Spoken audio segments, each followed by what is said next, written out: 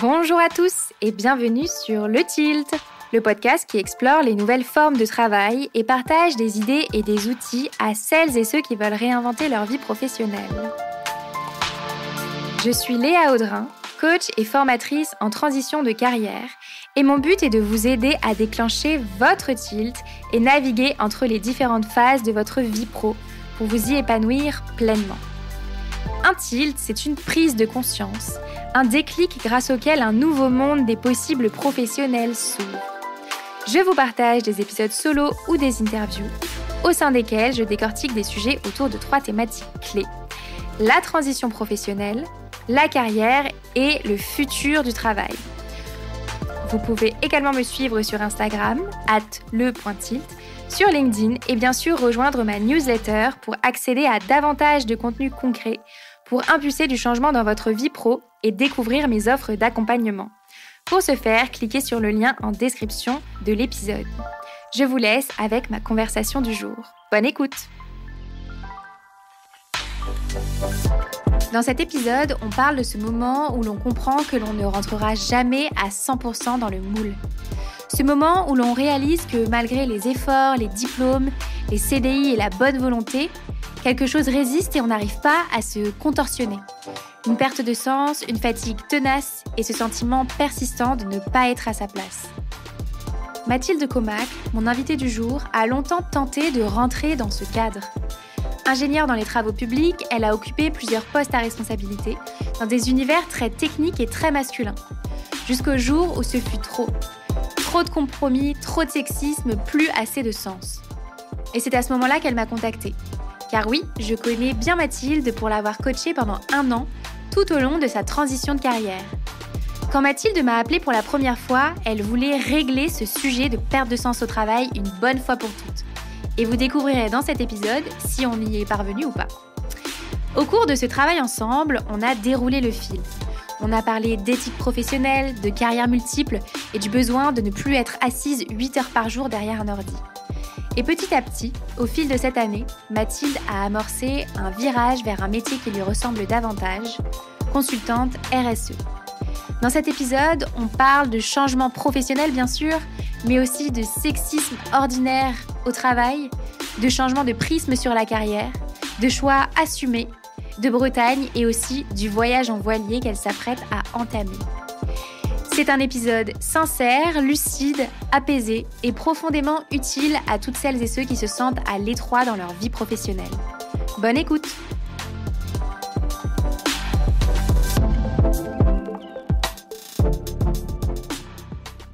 Salut Mathilde! Salut Léa! Bienvenue sur le Tilt. Merci. Mathilde, je suis très contente de te rencontrer en chair et en os. Enfin, on a travaillé ensemble en coaching, je pense, pendant 1 année. Je sais pas, j'ai pas regardé les dates, mais je pense qu'on a bien travaillé ensemble pendant 1 année.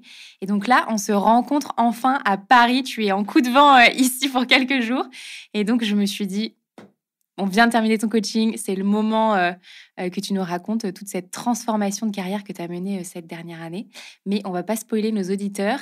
Avant que tu nous racontes ce que tu as fait professionnellement et ce que tu fais maintenant, est-ce que tu peux nous dire qui tu es sans parler de ton travail, s'il te plaît? Alors moi, c'est Mathilde, j'ai 31 ans et je vis à Vannes en Bretagne. J'ai 2 grandes sœurs. Pour moi, la valeur de la famille est très importante.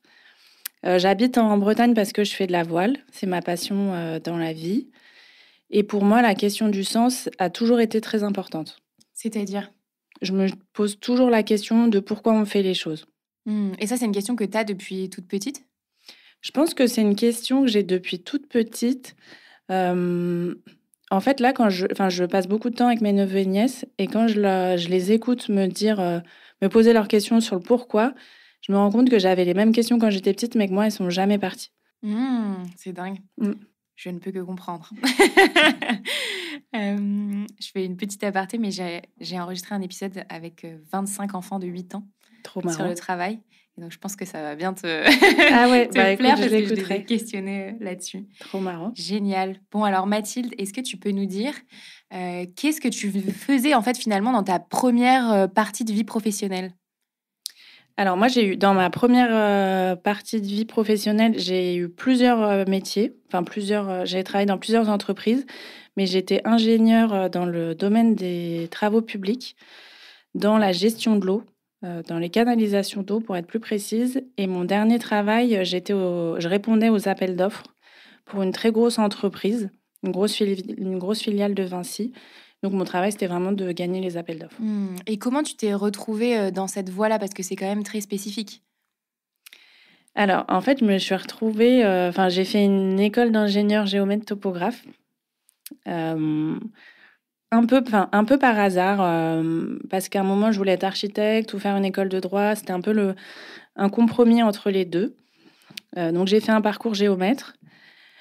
Après mes études, j'ai fait un service civique au Glénan. Donc là est née ma passion pour la voile. Est-ce que tu peux nous dire ce que c'est que les Glénans? Peut-être qu'il y en a qui connaissent pas. Les Glénans, c'est une grosse école de voile. Enfin, c'est une association de voile. C'est une des plus grosses en France. Et en fait, ils ont des services civiques qui restent pendant 1 an et qui font une formation pour être moniteur de voile. Ça, je trouve que cette période que tu as vécue, elle est vraiment hyper particulière. Est-ce que tu peux nous dire peut-être un mot là-dessus? Parce que tu as fait tes études de base et ensuite tu as pris 1 an pour faire complètement autre chose, pour être monitrice de voile. C'est quand même dingue. Ouais, alors déjà pendant mes études, je me posais des questions sur la pertinence de mon parcours. Je me suis posé beaucoup de questions, notamment pendant mon école d'ingénieur, où déjà il y avait certains cours qui me questionnaient énormément, notamment les cours sur le remembrement, où je me disais, mais en fait, on apprend ça comme si on n'avait pas pris de recul sur ce qui s'est passé et sur l'impact que ça a eu sur les territoires. Donc je me posais beaucoup de questions et je ne savais pas si je voulais travailler dans cette branche-là. Et il s'avère qu'à la fin de mes études, j'ai fait un stage de voile au Glénan avec mon père. Et il cherchait des bénévoles. Donc à la base, je me suis dit que j'allais faire 2 semaines en cuisine pour chercher du travail en parallèle. C'était un bon compromis. Et finalement, de fil en aiguille, je suis restée 1 an. Dingue, c'est dingue. Bon, alors comment t'es revenue à finalement prendre un premier CDI dans le domaine des travaux publics et notamment dans la gestion de l'eau? Alors, en fait, mon premier poste, c'était dans un cabinet de géomètre expert. Le premier, j'étais en cabinet de géomètre expert et j'ai travaillé dans les lotissements. Enfin, dans l'aménagement, mais in fine, c'était dans les lotissements. Je suis revenue à mon premier poste parce que j'ai bien aimé être prof de voile, mais finalement, c'était très saisonnier et assez dur. On vivait en tente. Je me suis rendu compte que c'était pas non plus ce que je voulais faire, que j'adorais naviguer, mais que j'avais pas envie de vivre sur base en permanence. Et donc, j'avais envie d'emménager à Vannes. Enfin, c'était un peu la suite logique des choses.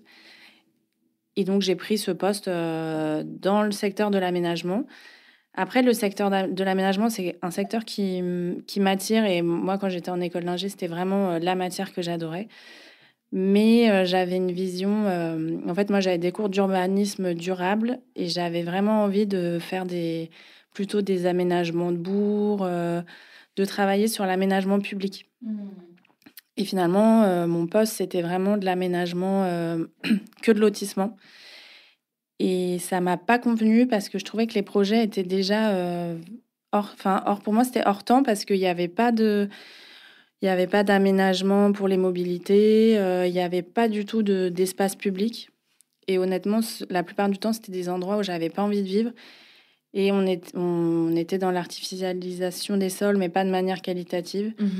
Et donc, ça m'a pas plu. Et pourtant, il y avait vraiment des côtés positifs dans ce poste-là.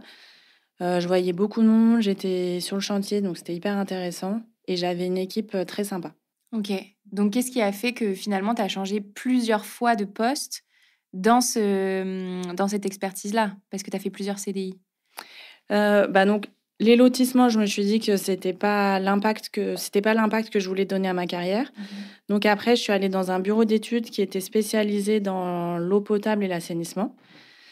Ça me parlait beaucoup plus parce que aujourd'hui, avec la vétusté des canalisations, on perd beaucoup d'eau et c'est une ressource qui est très importante et qui va l'être de plus en plus dans les années à venir. Donc je me suis dit, c'est là-dedans que j'ai envie de travailler. Et j'ai travaillé en bureau d'études, mais c'est un poste où je me suis beaucoup ennuyée. Où en fait, au bout de 6 mois, honnêtement, j'apprenais plus grand-chose. Et finalement, les questions écologiques n'étaient pas prises en compte dans notre manière de traiter les dossiers, donc ça m'a pas convenu. Ça m'a pas convenu et donc après on m'a proposé un poste dans une grosse entreprise et je me suis dit, bah là, dans une grosse entreprise, il y a plus de moyens, donc je vais pouvoir faire plus de choses et peut-être mettre plus d'impact dans ce que j'ai, pour ce que j'avais envie de faire. Et c'est ce que tu as trouvé? Non, pas du tout. Qu'est-ce que tu as trouvé? Non, pas. Enfin, en tout cas, moi, j'ai pas réussi à le mettre en place, mais finalement, c'était pas ce qu'on me demandait.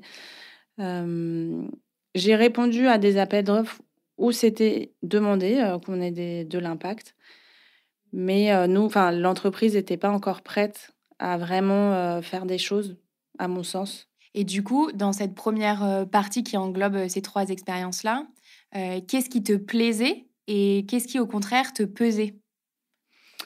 Alors, ce qui me plaisait, encore aujourd'hui, je suis toujours, mine de rien, attirée par le monde des travaux publics parce que il y a un peu une effervescence sur le chantier. C'est un secteur qui bouge beaucoup et on voit concrètement l'impact de nos métiers. Donc ça, je trouve ça hyper intéressant. Ce qui m'a beaucoup pesé, c'est le sexisme. Pour moi, c'est un domaine qui n'est pas évident sur ces questions-là. C'est pas forcément fait de manière méchante ou même consciente, mais c'est vraiment ancré dans les mentalités.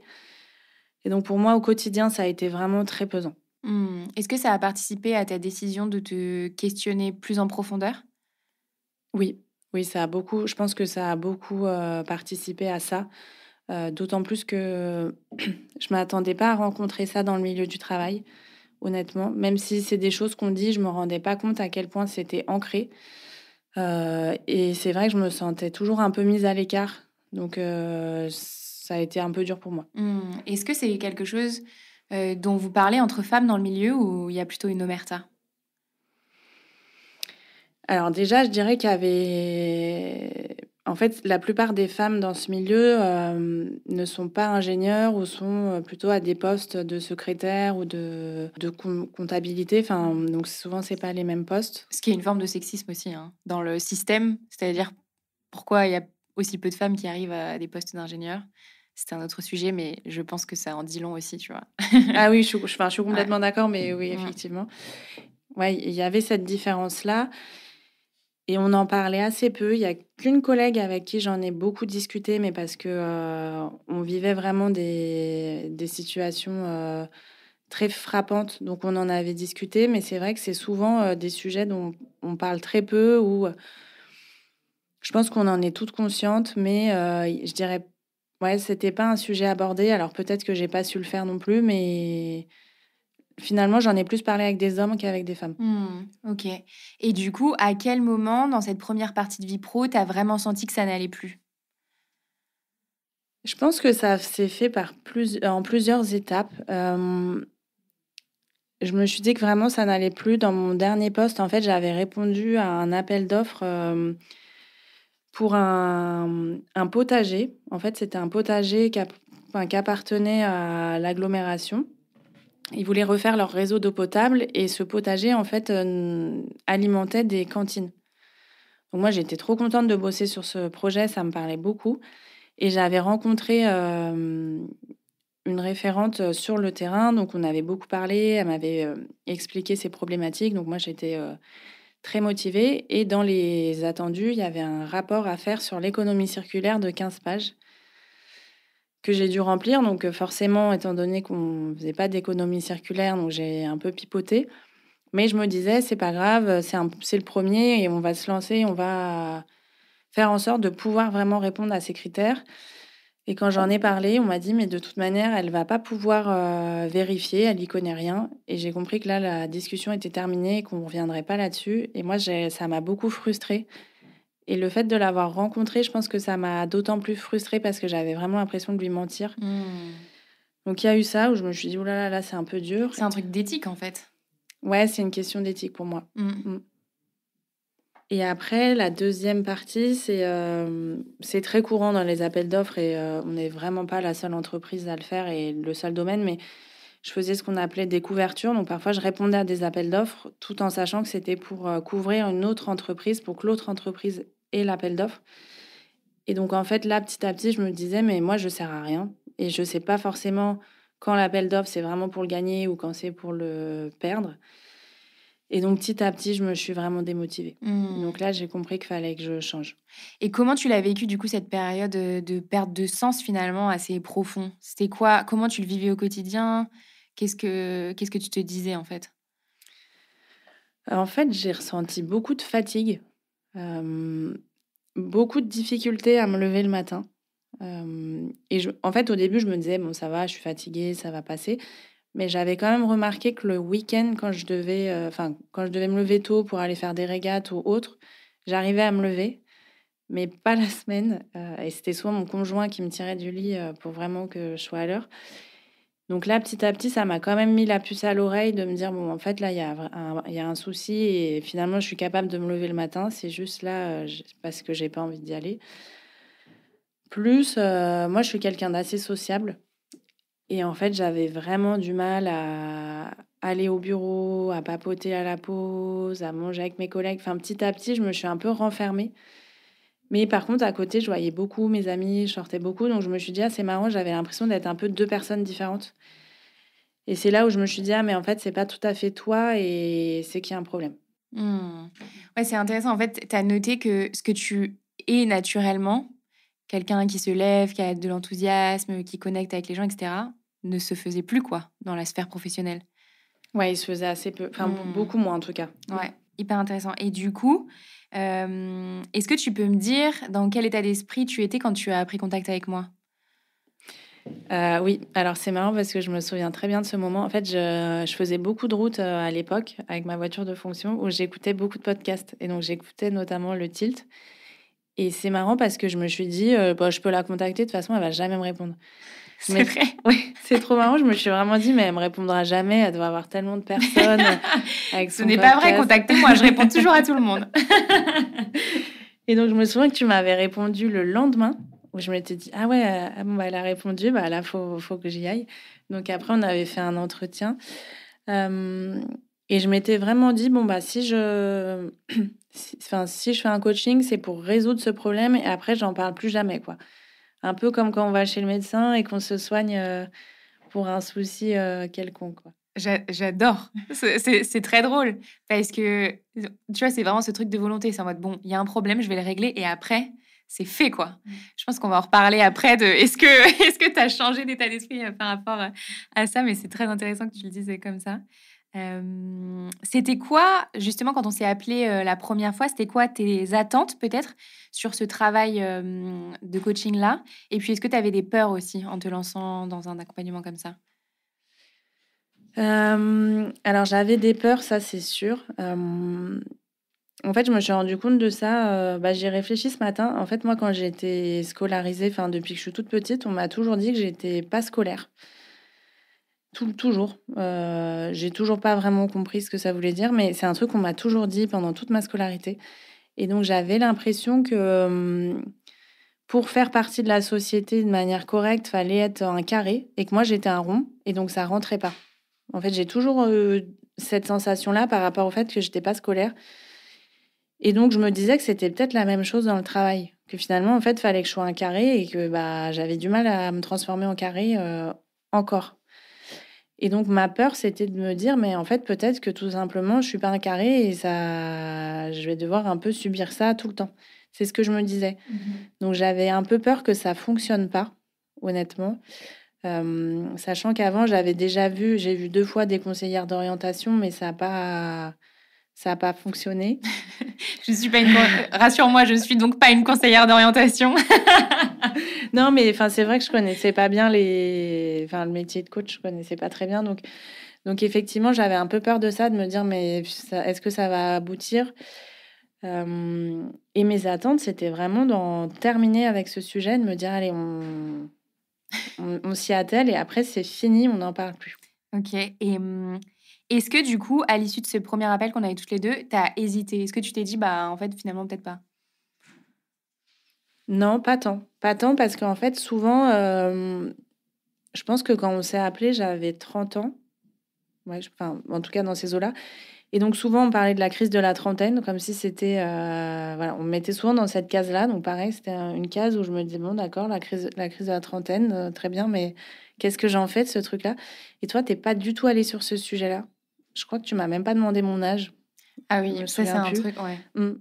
En fait, mais c'est intéressant que tu le dises parce que souvent, j'oublie de demander l'âge parce qu'en fait, ça m'importe tellement peu. Enfin, pour moi, ça n'a pas... Ça a une valeur parfois quand on parle de choses très spécifiques, mais dans le cheminement d'un humain, l'âge, et notamment dans les questions professionnelles, il n'a pas tant d'importance. Moi, j'ai coaché en entreprise un homme qui avait 59 ans. Il avait les mêmes questionnements que des gens que j'ai en coaching qui ont 35 ans, tu vois. Donc, pour moi, ça n'a pas trop d'importance. Et la crise de la trentaine, j'y crois pas trop. J'y crois pas trop, en fait. Il y a des grandes théories qui disent oui, avec la technologie, etc., on est plus rapidement dans cette crise. Avant, c'était la crise de la quarantaine, maintenant, c'est la crise de la trentaine. Je pense pas. Je pense juste qu'on est dans un monde extrêmement complexe et que tout le monde se pose beaucoup, beaucoup de questions et qu'elles interviennent à 20 ans, à 30 ou à 40 ou à 50 ou à 60. En fait, c'est des questions de soi dans le monde, tu vois. Oui, oui, C'est non, oui. pas... Je suis pas sûre que génétiquement, dans nos fonctionnements, il y a un petit programme quelque part dans nos corps qui disent c'est maintenant, tu vois. Je pense pas. Je pense pas. Mais hyper intéressant. Et ouais, donc du coup, tu t'es plutôt dit bon bah finalement, peut-être qu'il y a une voie pour régler ce problème. Allons-y quoi. Ouais, c'est ce que je me suis dit. Et je me suis dit, effectivement, en fait, moi, j'avais l'impression d'avoir fait beaucoup, le fait d'avoir changé plusieurs fois de travail. Et je voyais plus trop quelle carte je pouvais jouer. Donc, je me suis dit, bah oui, effectivement, c'est le moment de prendre quelqu'un qui a de l'expérience sur le sujet et qui va savoir amener les bons questionnements. Du coup, est-ce que tu saurais me redire, parce que là, maintenant, ça fait un moment qu'on avait commencé, on a clôturé il y a quelques semaines, quels sont les différents sujets et chantiers qu'on a travaillé ensemble, toutes les deux, pendant ce travail? Alors, je me souviens qu'on avait commencé par balayer tout mon parcours post-bac. Et je me souviens que c'était là où j'avais pris conscience que j'avais quand même fait beaucoup de choses, beaucoup de stages, beaucoup de recherches. Donc, ça m'avait permis de faire le point sur tout ce que j'avais fait. J'avais trouvé ça intéressant. On a travaillé sur les valeurs. Et ça aussi, c'est intéressant. Et comme tu disais tout à l'heure, par exemple, l'éthique, en fait, c'est important de le savoir. Qu'est-ce qui est important pour soi, pour ses choix de travail. En fait, mais même pour la vie perso, en fait, c'est assez fondamental. On a travaillé sur mon projet pro futur. Ça, on en a beaucoup parlé. On a travaillé aussi sur comment les autres me perçoivent. Ça a été assez chamboulant. Ah ouais? Ouais, assez chamboulant parce que je m'attendais pas du tout à ce que les personnes répondent ça. Et j'ai même un peu buggé sur certaines réponses en me disant, mais en fait, ça, c'est pas moi, c'est marrant. Comme quoi, par exemple? Par exemple, il y avait la créativité, où je m'étais dit, mais pas du tout. Et il y a plusieurs personnes qui l'ont mis. Et après, donc, j'ai eu ma sœur au téléphone qui m'a expliqué pourquoi. En fait, pourquoi elle me percevait comme ça. Et c'était hyper intéressant parce que pour elle, c'était évident. Donc, c'est marrant de voir comment les autres nous perçoivent. C'est hyper intéressant. Et je peux rajouter un truc? Moi, il y a un truc qui m'a beaucoup marqué dans le début de ton accompagnement. Et à mon sens, on en a parlé dès la première ou la deuxième séance. C'est ce besoin d'être en mouvement. J'avais l'impression au début que il y avait ce truc vraiment en fait, j'en peux plus d'être assise 9 heures par jour sur une chaise, en fait. Ce n'est pas possible. Tu te souviens de ça ou pas? Ouais, je me souviens. Et oui, je vois très bien ce truc-là. Et c'est marrant parce que là, depuis que je suis en formation, bon, je spoil un peu, mais effectivement, je suis en formation en ce moment. On vous dira plus tard en quoi. J'ai moins ce truc-là de me dire je suis tout le temps assise, mais c'est vrai que ouais, avant, effectivement, il y a des moments où je me disais mais l'ordinateur, c'est juste pas fait pour moi. Et même, je me disais mais pour les yeux, je commençais à me dire que c'était mauvais pour ma santé. Il y a des moments où ça allait jusque-là, ouais. Incroyable. C'est peut-être que tout ça s'est rééquilibré. Du coup, tu as peut-être moins cette question en ligne de mire, quoi. Oui, c'est vrai qu'en ce moment, je l'ai moins, mais peut-être qu'elle va revenir. Je l'oublie pas en tout cas parce qu'effectivement, au début, c'était assez central. Et effectivement, le poste que j'ai préféré, c'est quand j'allais beaucoup sur le chantier, donc je l'oublie pas non plus, mais en ce moment, c'est moins présent. Ok. Et est-ce qu'il y a eu d'autres choses qu'on a travaillé ensemble? Oui, bah, il y a eu plusieurs parties. Je me souviens qu'il y avait eu aussi, donc il y a une période où je faisais des entretiens avec des personnes pour comprendre leur métier, pour aller à la rencontre. Je me souviens qu'on avait travaillé là-dessus pour, savoir poser ses questions et ça, c'est une étape qui est assez importante finalement, quand on veut changer, pour un peu, savoir ce que font les autres. Ça, c'est Mmh. hyper important. Je me souviens qu'on avait travaillé là-dessus. Et quel résultat tu as obtenu du coup avec ce travail de coaching?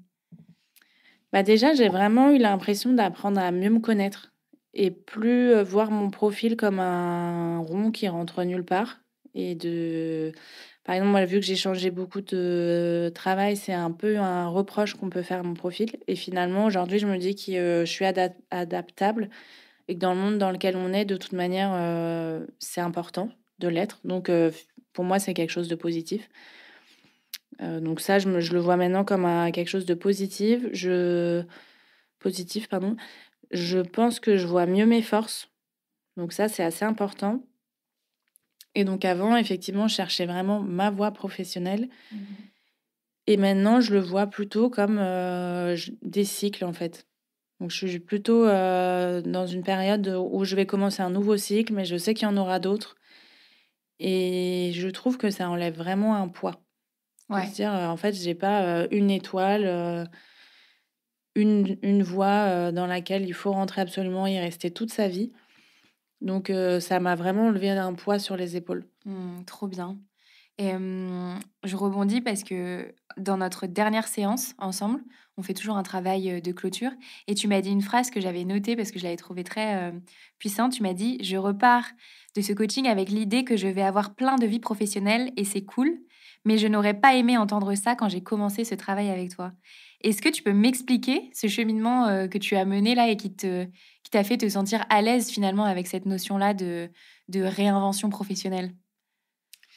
Je pense qu'il y a eu plusieurs choses. Déjà, il y a eu la le fait que quand je cherchais, quel métier je pouvais faire, finalement, j'ai pas enfin, j'ai songé à plusieurs choses et il y a d'autres idées que j'ai pas, pour l'instant, pas concrétisées, mais je me suis dit: «Ah, en fait, ça pourrait aussi me convenir» mais peut-être dans une autre, enfin, un autre cycle, en tout cas et du coup, là, j'ai réalisé qu'en fait, le champ des possibles était énorme. Hem Voilà, donc je me suis dit ça et on a aussi travaillé sur, les types d'emplois qu'on pouvait avoir, que ce soit un CDI un peu classique, du portage salarial, les slasheurs et cetera. Bon, c'est vrai qu'on avait fait toute une séance là-dessus et je me souviens que tu m'avais demandé, toi, ce serait quoi le type de travail qui te conviendrait le mieux?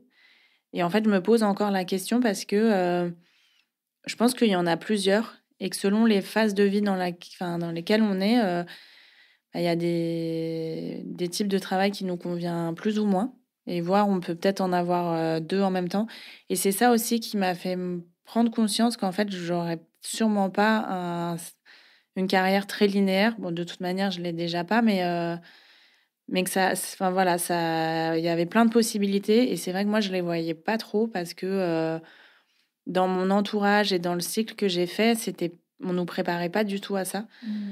Donc je pense que c'est là où j'ai pris conscience de la possibilité de faire plein de choses. Et je trouve que dans ce que tu dis: «J'aurais pas aimé savoir ça au début de notre accompagnement». Pourquoi? Parce que je le voyais vraiment comme un problème à régler, et j'avais envie de terminer avec ça. Enfin, j'avais vraiment envie d'en terminer parce que ça prend de l'énergie de se poser plein de questions, de se demander: «Elle est où ma place?» Mmh. et donc ouais, j'avais envie de trouver ma place et de plus revenir là-dessus. Une place figée quoi, bien ancrée, bien définie. Ouais, c'est trop intéressant ce que tu dis parce que souvent, en appel découverte, on me dit ça. On me dit: «Ben, voilà, là, je suis là et j'aimerais que la prochaine, étape soit la bonne étape». Et moi, je peux pas promettre parce que la manière dont je travaille, c'est aussi d'ouvrir, le champ des possibles et puis surtout se se f f comment dire? Se flexibiliser sur le fait que, les voies toutes tracées pendant, 42 ans n'existent plus. En tout cas, elles existent encore, mais moins. Et donc quand tu m'as dit ça, j'étais là: Yes! My job is done! Trop bien. Et donc maintenant, Mathilde, qu'est-ce que tu fais? Quelle est cette transition professionnelle que tu mènes en ce moment? Alors, donc moi, en ce moment, je suis en formation chef de projet RSE depuis le mois de novembre. Donc, je suis en formation. Et tu veux faire quoi avec cette formation après? C'est quoi le plan? Alors, le plan est encore un peu dans le brouillard, en toute transparence, mais il se construit peu à peu. Dans tous les cas, j'aimerais mettre à profit cette formation, travailler dans ce domaine, même si en ce moment, c'est un petit peu compliqué parce qu'il y a moins de travail face à certaines décisions politiques. Mais bon, bref, c'est pas le sujet du jour. Mais en tout cas, j'aimerais beaucoup travailler dans ce domaine. Qu'est-ce qui t'attire là-dedans particulièrement? En fait, pour moi, la RSE, je le vois comme un grand coup de ménage qu'on fait dans les entreprises. On vient questionner tout le monde, diagnostiquer, voir ce qui va bien, les forces, mais aussi les faiblesses.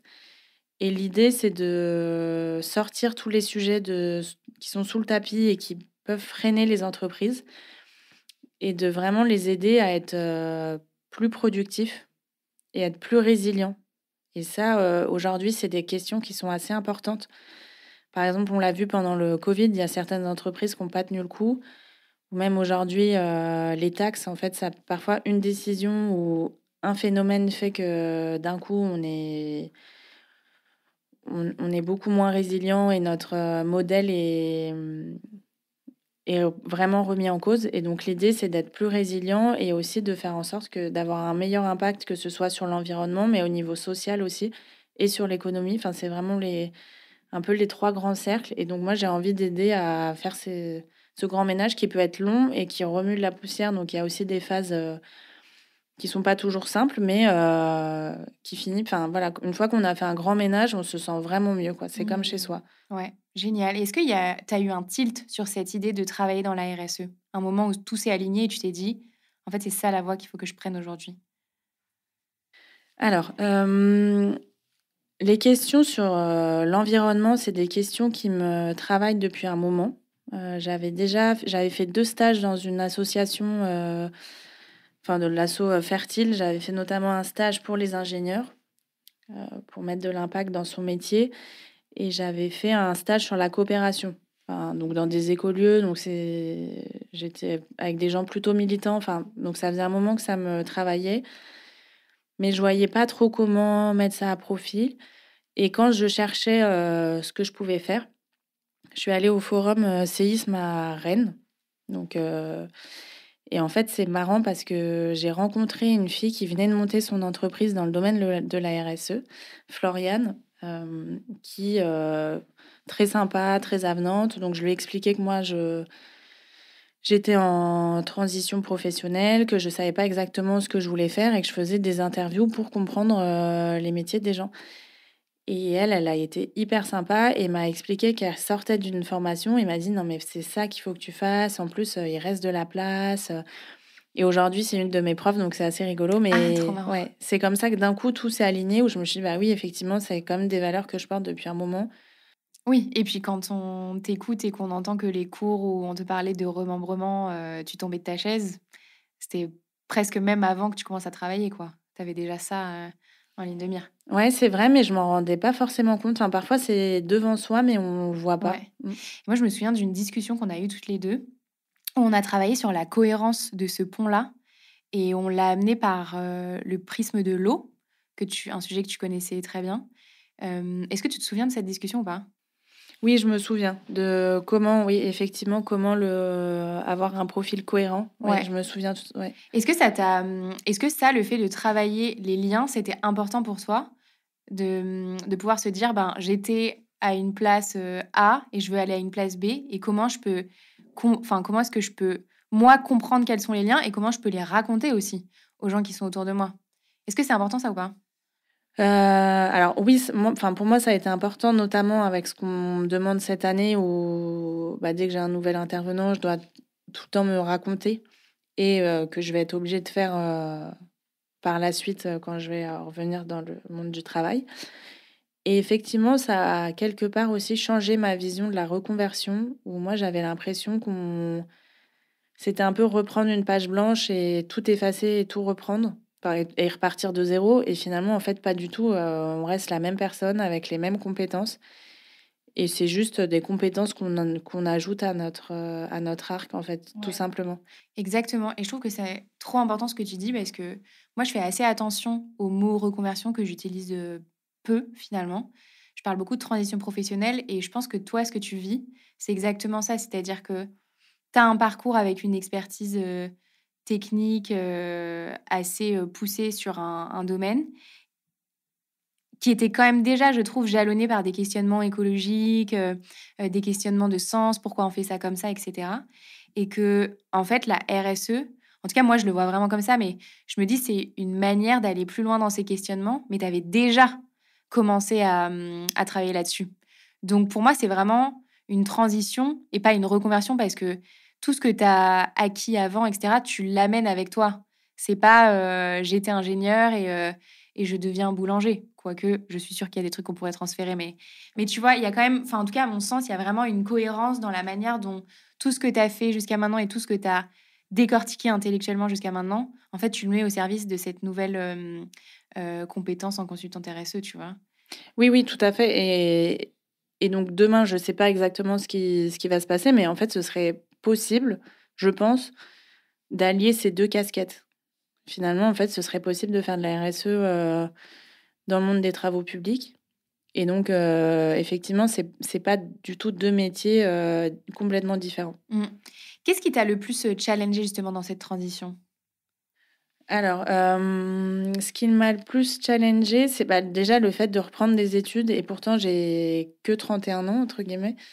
Mine de rien, c'est fatigant. Et c'est aussi le fait de se re-questionner sans cesse de qu'est-ce que vraiment je vais en faire, quelles sont les compétences qui me manquent. Donc ça, c'était quand même challengeant.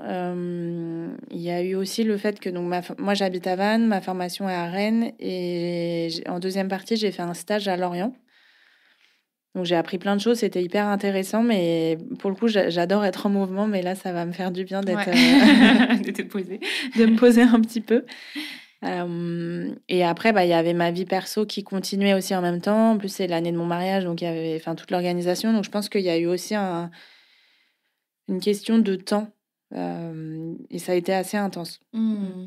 Et je te pose une question, on la coupera si tu as pas envie de répondre, mais je pense que c'est important. Comment tu as financé cette année de transition? Ah, bah, alors moi, sur les financements, honnêtement, j'ai eu beaucoup de chance parce que donc moi, j'ai eu une rupture conventionnelle par ma dernière entreprise. Donc, bah, j'ai eu la chance d'être financée par France Travail. Mmh. Et en fait, ma formation est payée par la région Bretagne. Donc en fait, enfin, c'est la région Bretagne qui a payé ma formation. Donc moi, pour le coup, j'ai vraiment eu, ça a été très simple au niveau financement. Mmh. Et je pense que c'est important de le dire parce que la question financière dans la transition pro, elle est cruciale. Si tu avais pas eu une rupture conventionnelle, etc., les voies, enfin, tu aurais pu explorer d'autres voies, etc., mais ça aurait peut-être été plus long, en tout cas, à mener. Et je trouve que ce qui est hyper intéressant dans la manière dont tu as fait la chose, toi, Mathilde, c'est que, en fait, il y a parfois des formations, des aides, etc., qu'on ne connaît pas forcément quand on n'est pas dans le secteur ou quand on commence tout juste. Et toi, c'est tes rencontres qui t'ont permis de connaître cette formation-là. Et au final, c'est ça qui te met aussi le pied à l'étrier pour la suite, quoi. Mm. Donc, je Oui, trouve on que peut c'est en très parler, hein. important. Ouais. Enfin, et c'est vrai que c'est une question qu'on me pose souvent. Honnêtement, moi, je suis hyper reconnaissante de ça parce que, enfin, je crois que la formation, elle doit être autour de 7 000 €, un truc comme ça. Enfin, ça m'a vraiment enlevé une énorme épine du pied. La région Bretagne, c'est une des régions qui finance le plus les formations. Donc, ouais, moi, enfin, je suis hyper reconnaissante vis-à-vis de ça. Génial. Bon, si des Bretons nous écoutent, allez vous renseigner. Manifestement, les transitions pro en Bretagne sont, sont plus simples. Génial. Donc là, tu nous parlais de ce qui t'a pesé. Est-ce qu'il y a quelque chose qui t'a donné beaucoup d'énergie dans cette transition ces derniers mois? Ouais, franchement, j'ai été hyper bien entourée. Les personnes de ma classe sont géniales. En fait, on n'a pas du tout été mises en concurrence. Et vraiment, je suis super contente de les voir. Je trouve qu'on a vraiment un gros groupe d'entraide, donc ça m'a beaucoup aidé. Et il y a eu aussi le fait que ma formation, il y a 20 minutes de vélo de chez ma grande sœur. Et donc, en fait, je dors régulièrement chez elle toutes les semaines pour les jours où je suis en formation. Et ça a été une aide énorme. Et en plus, donc quand je vais chez elle, elle a 3 enfants, donc je vois mes neveux et nièces. Ça apporte beaucoup de joie. Et franchement, vraiment, ça, c'est génial. Génial. C'est un cocktail de valeurs famille, éthique, apprentissage, mouvement. Sympa. Ouais, Une très période sympa. cool. Et d'un coup, ouais, tout s'est aligné, vraiment génial. Enfin, Trop bien. mm. J'adore. Et tu disais que là, tu étais dans cette période où tu es en fin de formation, etc. Tu prévois une pause après? Oui, alors effectivement, je prévois une pause, déjà parce que je me marie 15 jours après, Génial. après la Félicitations. formation. Merci. Donc forcément, va falloir faire une petite pause. Plus, je pense que même sans ça, j'aurais eu besoin de faire une pause pour faire redescendre toutes les infos. Et donc là, en ce moment, on est en train avec mon conjoint de retaper un bateau. J'adore. Raconte cette histoire. Je me suis retenue quand tu es arrivée de te poser plein de questions. Je veux tout savoir sur ce bateau. Alors, on a acheté un vieux bateau. C'est un petit bateau. Il fait 7,60 m. C'est un petit bateau. C'est un C'est un Saint-Bréliard. petit bateau, 7,60 m? Pour un bateau habitable, c'est assez petit. Ok. Mais bon, ça allait très bien pour notre budget. Et donc là, on est en train de le retaper pour qu'il soit navigable. Donc, on va voir quand est-ce qu'on peut le mettre à l'eau. Mais c'est vrai que ça fera une bonne coupure. C'est Donc, génial. j'ai Du hâte. coup, vous allez faire votre voyage de noces sur le bateau? C'est ça le plan? Ouais, c'est ça l'idée. Mais j'adore. Et je suis fan. Envoyez-nous une photo. Avec plaisir. Génial. Est-ce que il y a un sujet ou une question que je t'ai pas posée et qui te semble important peut-être de partager, soit sur la RSE, soit sur ton parcours de transition?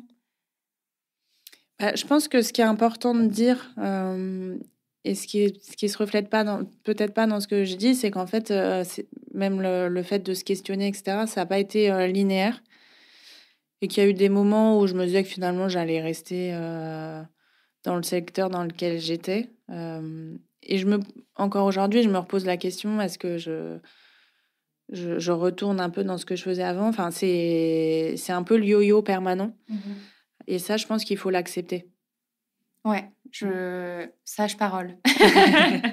Non, je pense que c'est jamais dans ce que tu disais tout à l'heure de je voulais régler ce problème, mais en fait, c'est pas un problème, c'est la vie professionnelle. C'est comme ça, c'est fait de cycles, comme tu le dis très bien. Et il y a des moments qui sont super fluides et où tout avance d'un coup, et puis après, on change de phase de vie, on a d'autres aspirations, d'autres contraintes.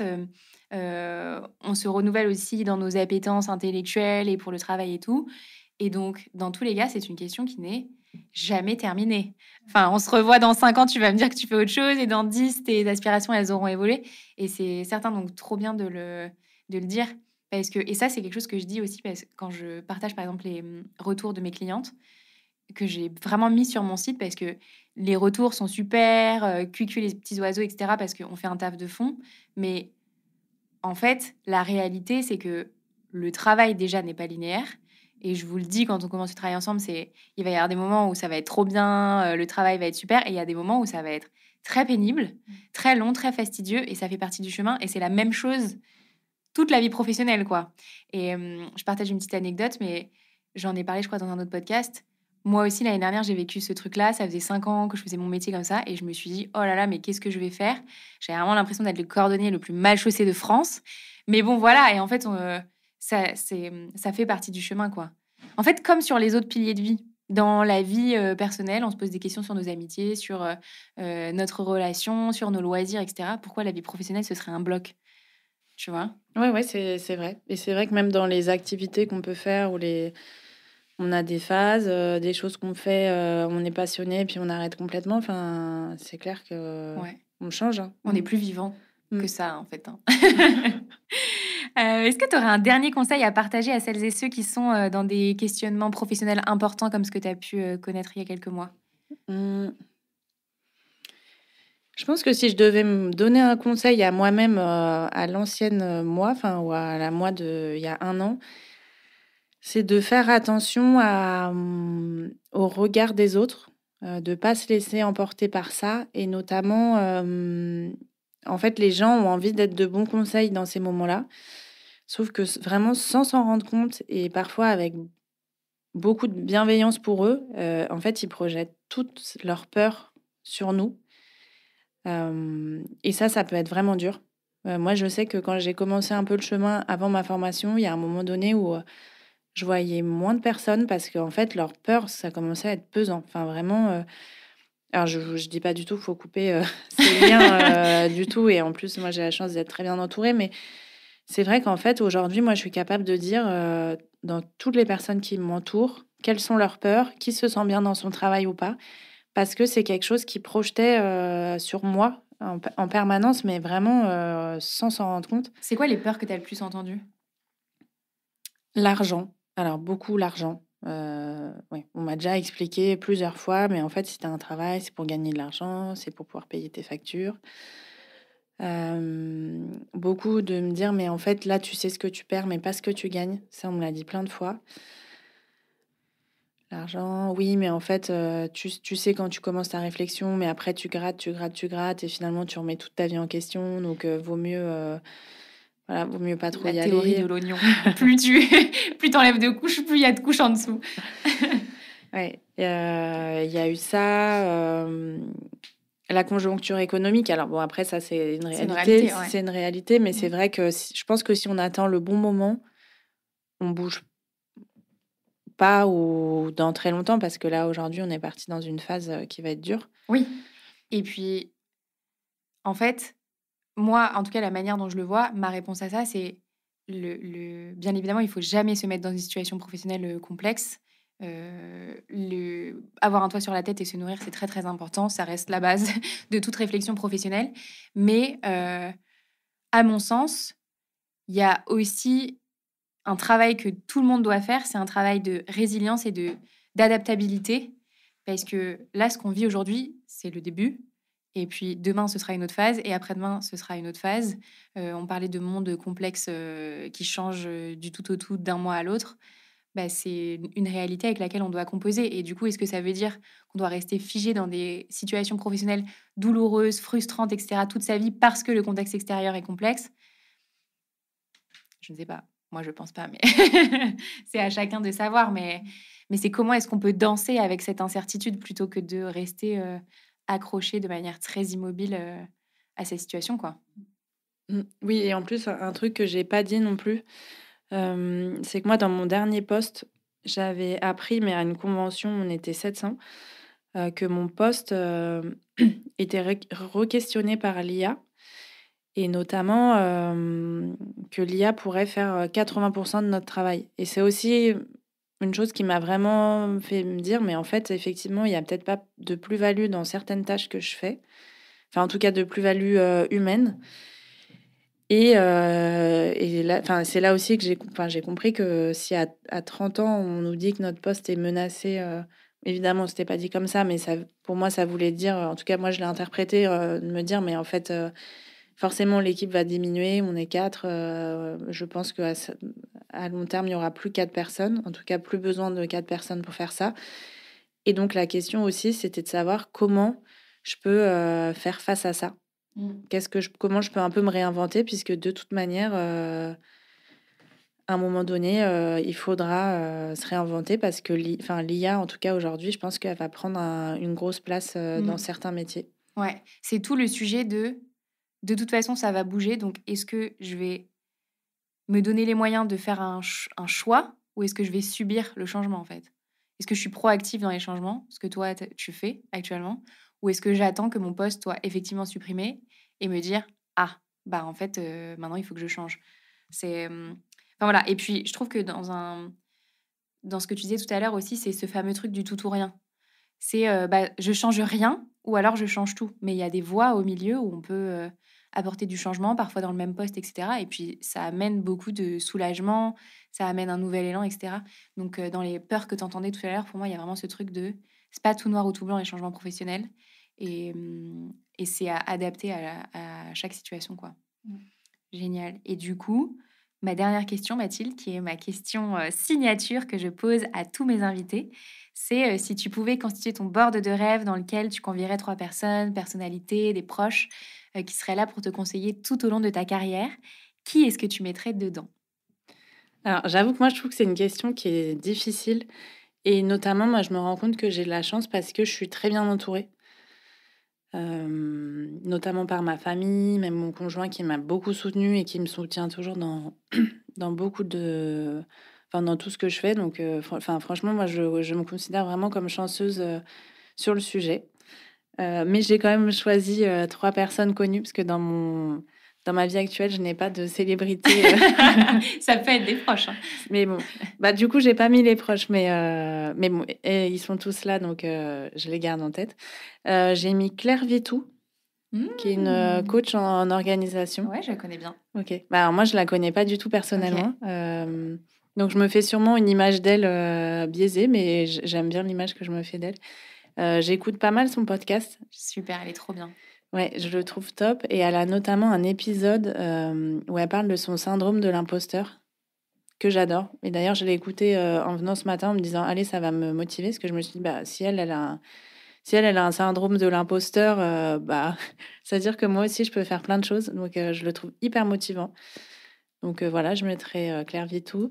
J'ai mis Timothée Paric aussi, que j'aime beaucoup et en fait, là, ce que j'ai pas dit dans l'épisode, c'est que c'est en allant voir une conférence de Timothée Paric au Forum Séisme que je suis tombée sur Florian et que j'ai fait mon switch RSE. Donc, je pense que je l'associe à un truc Mmh. positif Super. et je trouve que c'est quelqu'un qui vulgarise très bien. C'est un économiste. Ouais, Mmh. tout à fait. C'est un économiste et qui, en fait, dans la vision que j'ai, pareil, je me fais peut-être une vision très biaisée de lui, mais pour moi, un économiste, c'est quelqu'un qui est quand même attiré par l'argent et pourrait choisir, de gagner beaucoup d'argent et d'être dans une voie complètement différente et lui, il travaille notamment sur la décroissance.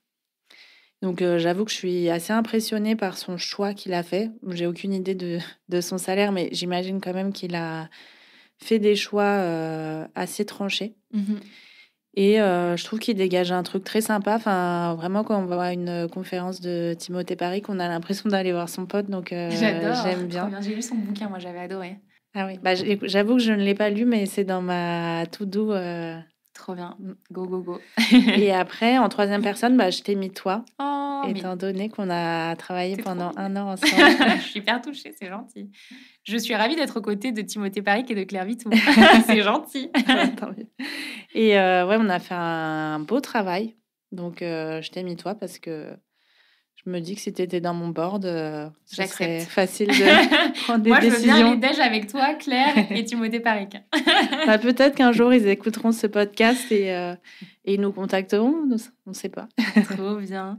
Mathilde, vraiment un grand merci d'être venue à mon micro à Paris. Je te souhaite un bon dernier rush là pour la fin de ta formation et après, c'est le kiff, le voyage en voilier. J'espère que tu m'enverras une photo pour me faire kiffer. Ah bah, avec plaisir. Ouais. Et je te dis à bientôt. À bientôt, merci. Et voilà, c'est la fin de cet échange avec Mathilde. J'espère qu'il vous aura autant nourri qu'il m'a nourri.